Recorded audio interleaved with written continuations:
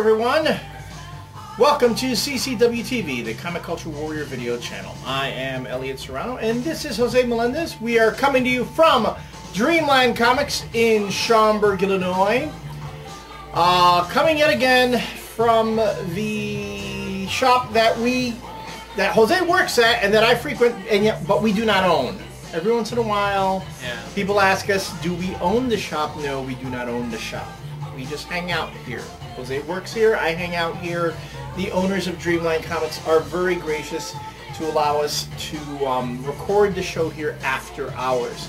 So if you're seeing these segments on the Dreamland Comics website, that's the setup. So, we're back taping on this July 4th holiday. That's why I'm wearing my Captain America shirt. And we're going to kind of go in sort of a different direction. We're going to talk a little bit about comics. We're going to do like before, not so much reviews, but comics issues. But we'll lead off with one thing real quick, which was the Iron Man Annual. We have talked about this book before in previous segments. The Iron Man Annual that was written by Matt Fraction with art by someone new to me, Giandomenico. Tells a story of the Mandarin, essentially. It's the story of the Mandarin, and it's Matt Fraction's sort of take on his origin. Myself not being that steeped in Iron Man lore, the most I've known about Iron Man, and even in the Mandarin, was when John Byrne took over the title for a while, and he was setting up the Mandarin as Tony Stark's foil. He always thought that Mandarin was the best foil for Tony Stark and Iron Man. I know that was when it was finally acknowledged that the Mandarin was even Chinese, and doing the whole thing with communist China and so on. So seeing Matt Fraction's take on the character was very interesting. Essentially, the Mandarin as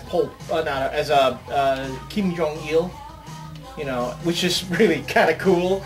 Because anyone who knows Kim Jong-il knows that he's a big fan of movies, and he has done what the Mandarin did in this book, which was kidnap an Asian film director and his wife to have them make movies for him.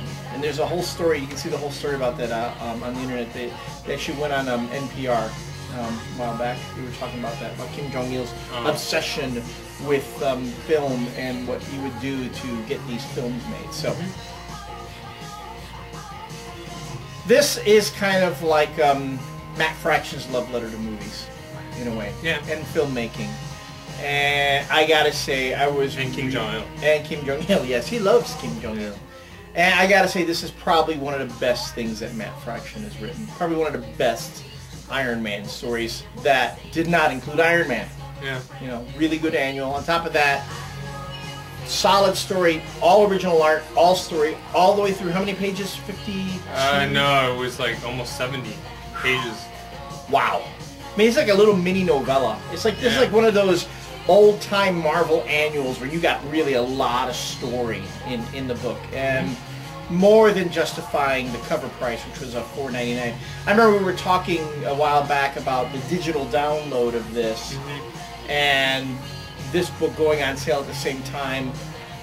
Are they still doing the bit where you can buy it in portions, or is it just all one big? No, you have to buy it. You have to actually buy it in portions. That's the way you buy it. Yeah. So now you just put it in the 3 different portions. And there's no filler material. There's no filler here. material at all. It's all brand new. All the same artists. So just one big story. No wiki padding or anything. Nope. So I gotta say, this is something that is really worth their making the trip to the shop and picking it up.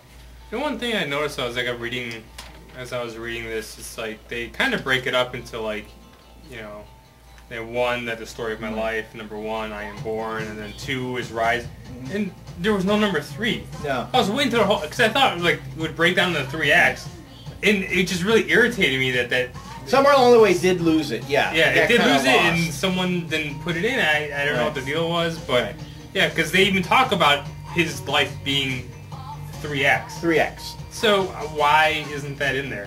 I'm gonna blame editorial on that one. Like I do everything Who else. knows? Who knows? But no, for those of you wondering what the hell I'm talking about, like each act actually has like a little like panel, and it's got words in there. It's, you know, this one's the story of my life. I am born, and then it's got a number 1, and then about, you know, a little bit halfway through it says number 2. It's rise, and then I'm waiting for the 3rd act. What's it going to be called? There is none. No. Well, but beyond that, I mean, with the storytelling device kind of getting forgotten in the shuffle there, it is still a very solid story, and I'm watching, I'm reading this, I wanted to say watch, because it had sort of, it did have a very cinematic feel to it. The way it's the whole thing, this filmmaker is trying to make the life story of the Mandarin, and the Mandarin is worse than Mr. Smithers. Remember that episode of, Mr. Burns, that episode of The Simpsons where they had the independent film contest in Springfield, and Mr. Burns hires Steven Spielbergo to create his life story, and he's really just changing everything. He's glossing over things. As the director's interviewing the Mandarin, and he's asking questions like, well, you know, tell me about your parents, and they show, it's interesting because they show them talking, the director and the Mandarin talking, but then the next panel will actually show what actually happened. What actually happened. So, you know, you have the Mandarin narrating it, and everything he's saying and everything they're showing it now is the exact opposite. And it's a stark contrast to it. And I did like that they did that. Yeah. I mean, it was, you know, they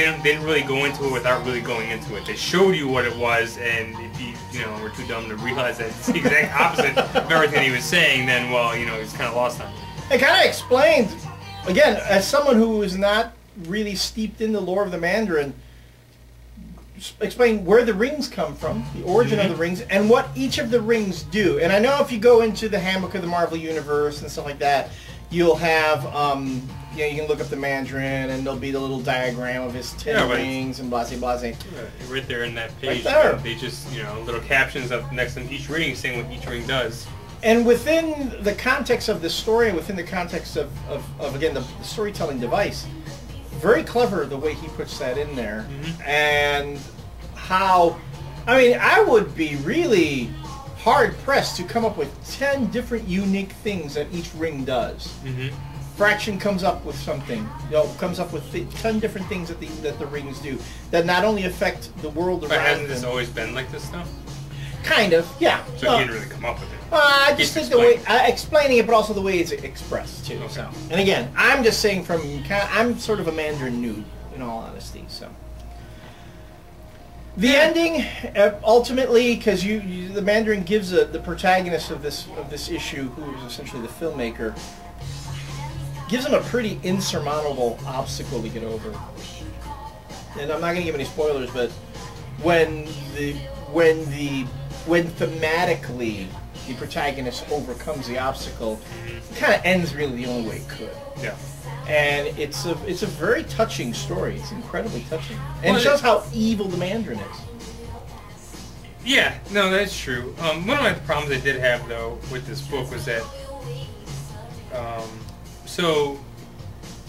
he said he wasn't gonna give anything away, but I'm gonna give away a little bit of the conflict that goes on in this story. Is that while the filmmaker realizes that the Mandarin's lying to him, right? So he actually goes out. He goes out like scouting locations, because he wants to shoot in all the places that the Mandarin has actually been to make it like real life. So while he's there, he's actually interviewing people about the Mandarin, and that's how he gets all the truth. Then he calls in his assistant, and he's like, "Look, it's like, you know, this is only between me and you, but they're doing pickup shots, right? And what they're doing as the pickup shots is they're actually shooting the stuff that really happened without the Mandarin knowing about it. Right. And his whole thing is like, well, he's gonna edit the film the way that he wants to, not the way that the Mandarin wants to. Right. So he's gonna shoot everything the Mandarin wants to do, but he's actually doing stuff on the side also that he's gonna insert in the film at the very end. But then it gets drawn out to the point where the guy is like, you know, this is what we're gonna do. The people need to know the truth, even if we need to sacrifice ourselves. And then, like 20 pages later, he's like, I don't know about that anymore. He's like, you know, do you guys really, like, he's talking to the staff, he's like, do you guys really want to go through it? And then he's like, well, no, but then we should. It's like hemming and hawing back and forth, and it's like, it's 70 pages. That's great, but for like 30 of those pages, it just went nowhere. It was just back and forth, back and forth. I think the Mandarin, like, taking over the movie, right? And like, I think that went on for way too long too. It's like, I got the joke, I got the thing, you know, in the first couple of pages. It just went on too long. I see what you're saying, and to use a probably might not be the most politically correct term in reference to the story, but the hero finds himself kind of in a Chinese finger trap. No matter how hard he struggles to get out, right, it keeps getting harder and harder. And he even says that at one point in the story. In the beginning, he says, "You know what? We're gonna go out. We're gonna tell the truth." And he does that big speech in the beginning, and he's saying, "You know, we're filmmakers. We have artistic integrity, and this is what we're going to do." Da da da.